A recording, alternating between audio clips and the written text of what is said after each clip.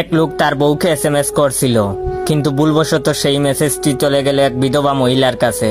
সেই বিধবা মহিলার স্বামী মাত্রই গতকাল মারা গিয়েছেন।